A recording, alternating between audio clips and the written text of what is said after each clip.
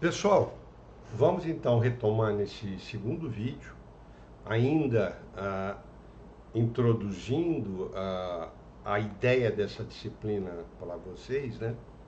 Então, vamos falar um pouco quais são vamos dizer assim, as principais características da abordagem de uma intervenção ergonômica em uma situação de trabalho existente ou futura. Então, se vocês acompanharem aqui, pessoal, a pegada, vamos dizer assim, da ergonomia, fatores humanos, ela sempre é sistêmica, ou seja, ela considera todos os elementos que compõem um sistema de trabalho interagindo. Isso nós vamos ver nos próximos slides, vamos entender quais são esses elementos, esses subsistemas, né? Ela sempre foca no projeto, no design, quer dizer, seja projetando ou desenhando futuras situações de trabalho, seja corrigindo, tentando mitigar efeitos que uma determinada situação de trabalho traz para as pessoas do ponto de vista de um certo desequilíbrio. Ok? Além disso, sempre lembrando que a proposta da ergonomia, enquanto uma disciplina de projeto de engenharia, é sempre buscar esse duplo objetivo, né? O bem-estar das pessoas e o desempenho do sistema como um todo, ou seja, resultados. Ok? Então, dito isso, pessoal, vamos dar um passo atrás, vamos refletir um pouco, numa época bem antes do surgimento de uma disciplina como essa, que a gente está começando a estudar. Então, eu vou apresentar para vocês aqui três concepções, três representações sobre como as pessoas interagem com o ambiente técnico, que é o nosso ambiente de trabalho.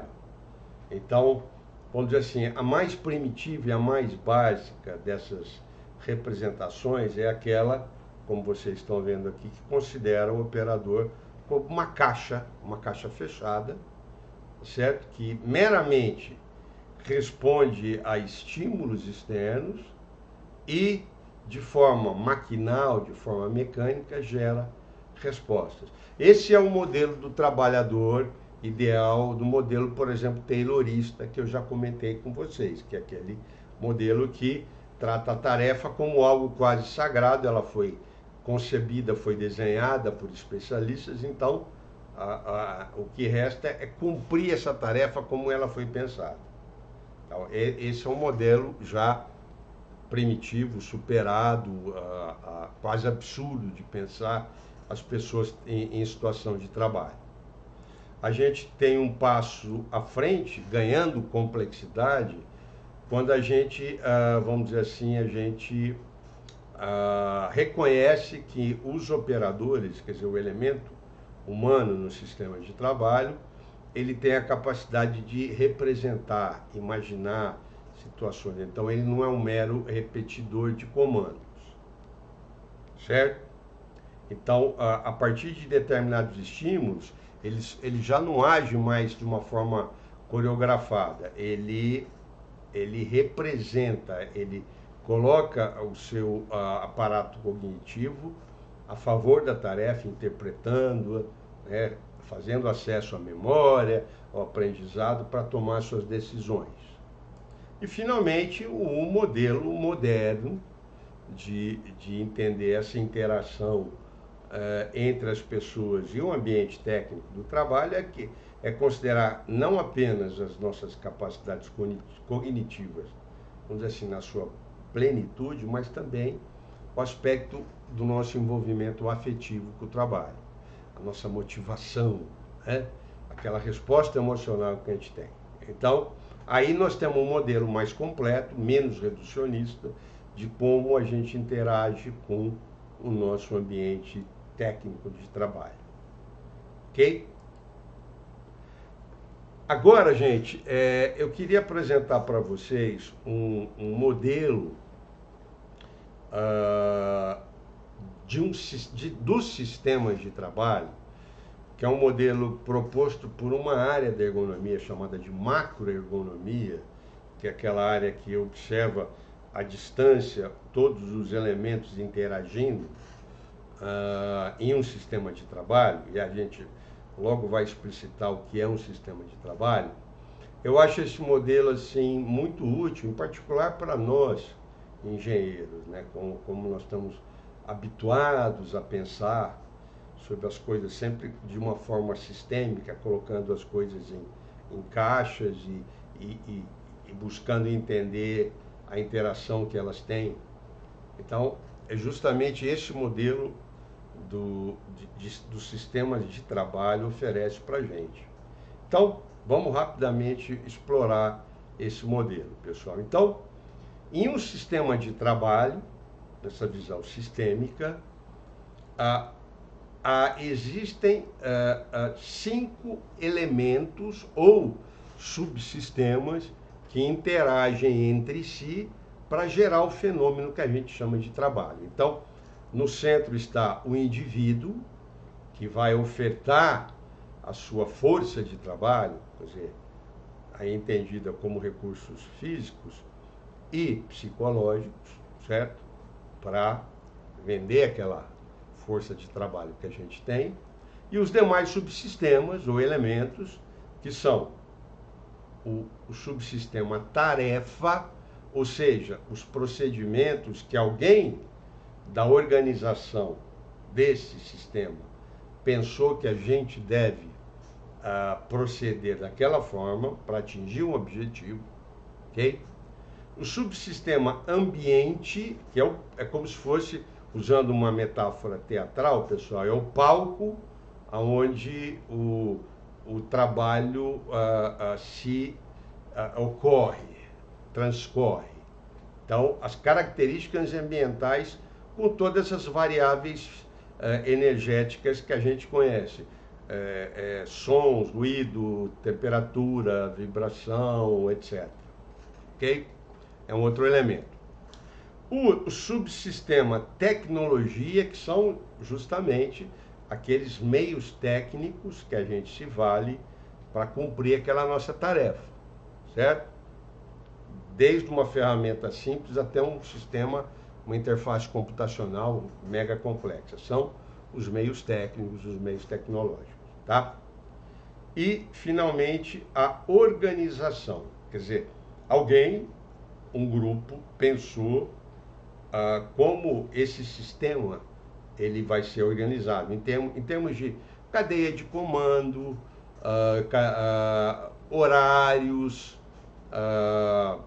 esquemas de cooperação, etc.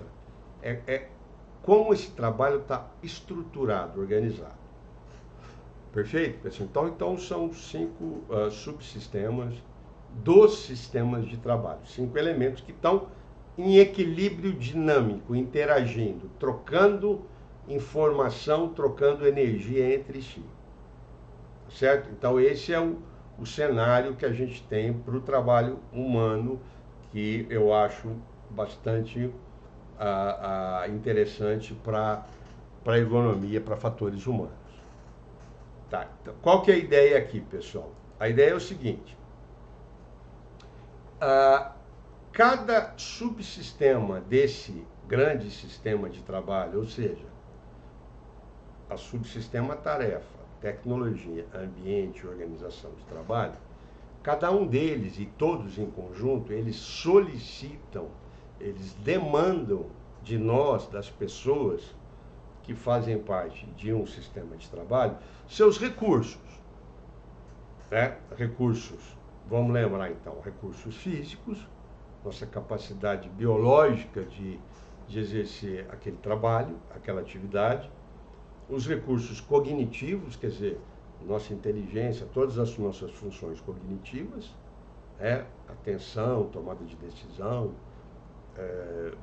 recuperação do aprendizado, são recursos cognitivos, e finalmente aqueles recursos emocionais, motivacionais. Então, Cada um desses elementos dentro do sistema de trabalho que estão aqui mostrados, eles nos solicitam, eles nos desafiam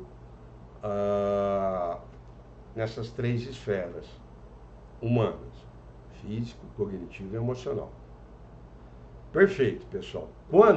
Então, seguindo aqui, vamos pensar assim: quando a nossa capacidade individual, o que nós temos para oferecer para os demais subsistemas,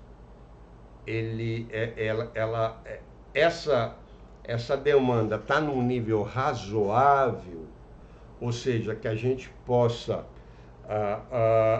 empregar na nossa atividade sem desgaste físico, cognitivo e emocional, e ainda pelo contrário, quando esse equilíbrio ele é sadio, ou seja, a minha participação nesse sistema, ela me traz ganhos. Eu sou um trabalhador que produz bem, e eu aprendo, eu tenho um feedback emocional bom, né?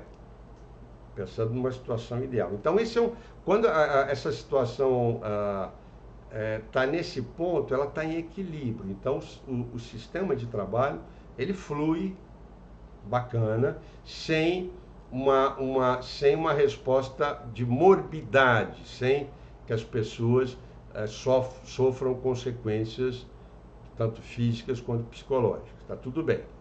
Agora, o problema que, enfim, é mais comum do que a gente gostaria que fosse, é que geralmente e constantemente esse sistema está desbalanceado. Então, no sentido de que algum elemento ou todos os outros subsistemas, eles estão solicitando de nós, o indivíduo, algo a mais que a gente possa ofertar de uma forma saudável. Nesse caso, o sistema está em desequilíbrio e ele vai cobrar um preço na nossa saúde, no nosso bem-estar, tanto físico quanto psicológico, né? A gente pode, na nossa área, pessoal, do trabalho agrícola, tem vários exemplos, né? Então, tem um exemplo que eu diria que é o mais clássico e o mais efetivo, que é, por exemplo, o corte manual de cana-de-açúcar, né? Que, felizmente, aqui no nosso estado é uma atividade quase residual, porque a maior parte da colheita da cana é mecânica, né? Salvo em alguns lugares onde a topografia não permite, mas em boa parte do resto do Brasil, no Nordeste, ela continua sendo feita manual pelo boia fria, né? Então, vamos pensar nessa atividade, né? Usando esse modelo que eu acabei de apresentar para vocês, o sistema de trabalho. A tarefa do corte manual da cana é uma tarefa extenuante, uma tarefa assim, quase desumana, porque a pessoa é paga por produção, geralmente, né?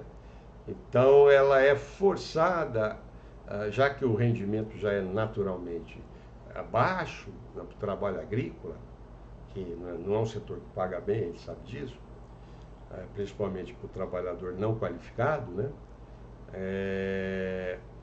A tarefa, quer dizer, a pessoa é motivada a ir além dos seus limites para ganhar um pouco a mais, né? Com as consequências que a gente conhece. A tecnologia empregada é medieval, né? Vamos pensar assim, é um facão e boa, né? O ambiente onde essa atividade se desenrola é o mais agressivo possível, dentro do canavial. Estresse térmico, os riscos de lesões, né? A presença de animais peçonhentos, tudo é um ambiente muito, muito hostil, né? A própria organização do trabalho é meio medieval também, porque, por exemplo, a tua produção, se você é um cortador manual, ela é medida por um capataz que vai medindo a quantidade de cana que que você, desculpa pessoal, que você está colhendo, então é algo medieval também. Então, esse sistema de trabalho, o corte manual da cana-de-açúcar, ele é impossível de equilibrar, ele já é um sistema desequilibrado per se. Vocês entendem? Porque é difícil você imaginar intervenções que vão mitigar os efeitos danosos, né, que cada subsistema de trabalho faz sobre as pessoas. Outros sistemas de trabalho não, eu vou dar um exemplo do meu, como professor universitário. É um sistema que corre muito bem equilibrado boa parte do ano, da jornada. Quando que ele se desequilibra? Por exemplo, quando era época de prova, época de correção de projeto. Então, aí a gente, o esforço, às vezes tem alguma repercussão em termos de fadiga e tal, mas nada que vai gerar algo como uma lesão, por exemplo, como Ler-Dort, no caso dos cortadores de cana-de-açúcar. Então, eu tenho o privilégio, eu tenho essa sorte de participar de um sistema de trabalho que é normalmente equilibrado. Então, vamos ficar com esse conceito, pessoal, que esse conceito ele nos dá um frame, né, um quadro, para a gente analisar o trabalho, entendendo quais são os elementos que estão em jogo. Beleza? Então, só fechando aqui, pessoal, olha. Então, quando esse desajuste acontece, você pode ter momentaneamente uma série de fatores de estresse, pode ser de natureza biomecânica, como no cortador, o esforço repetitivo, o custo, né, o fisiológico, o custo energético que esse cortador tem também, né, e inclusive psicológico, né, o desconforto com relação ao ambiente, né, aquele esforço para cortar mais uma tonelada para ganhar um pouquinho a mais, isso gera um estresse também, né? Agora, por exemplo, se esse desequilíbrio ele é momentâneo, que nem na minha carreira de professor, esse desequilíbrio de corrigir prova, tarefa e projeto, ele não perdura por muito tempo. Então, você se recupera. Então, não é nada que vai vai produzir algum prejuízo a longo prazo. O problema é quando essa exposição é crônica, que nem nessa tarefa que eu acabei de comentar e como outras tarefas na agricultura. Aí sim, você pode ter distúrbios osteomusculares ou de outra natureza, inclusive psicológicos, e o desempenho não vai ser bom. Perfeito? Então, vamos ficar com esse modelo, esse sistema dos elementos de trabalho daqui para frente, para a gente conseguir analisar as atividades que nos competem analisar. Então, pessoal, esse slide aqui vai um pouco resumir o que essa parte final que eu abordei com vocês. Quer dizer, quando você há uma carga excessiva, quando a solicitação de um ou mais dos elementos de um sistema de trabalho, ela vai além do que você pode oferecer, e aí tem uma complexidade inerente. O que cada um pode oferecer é uma equação muito particular. Vocês concordam comigo? Então, tarefas que podem me fatigar rápido, ou mesmo gerar algum tipo de distúrbio no meu corpo, ou para vocês pode ser que não. Então, por isso que a ergonomia ela tem que trabalhar numa faixa com coeficiente de segurança grande. É como as nossas aulas de mecânica estrutural, né, pessoal? Porque eu sou um veterano dessa área também. Então, dependendo da incerteza que a gente tem dos cenários, né, de carregamento estrutural, de solicitação, quanto maior a incerteza, você coloca um coeficiente de segurança mais robusto. É um pouco assim que a gente tem que entender também o mundo da prevenção, saúde do trabalho, tá? Então, ó, voltando aqui, quando há essa carga excessiva, aumentam essas respostas de estresse, né? Que são emoções, que são comportamentos não adaptativos e mesmo reações biológicas, né? Isso leva a já uma redução daqueles recursos individuais que a gente tem para oferecer ao sistema, e isso vira um ciclo vicioso. Cada vez mais você fecha, você tem menos a oferecer ao sistema, e se esse ciclo não é barrado, pode acontecer uma ruptura. Você para de ter condição de executar aquela tarefa. Uma ruptura, certo? Se esse ciclo de inadaptação a essa carga excessiva, ele perdura no tempo. Tá bom? Então esse é um modelo, operativo muito interessante para nós, engenheiros, de você entender o que está em jogo numa situação de trabalho. Beleza? Ok.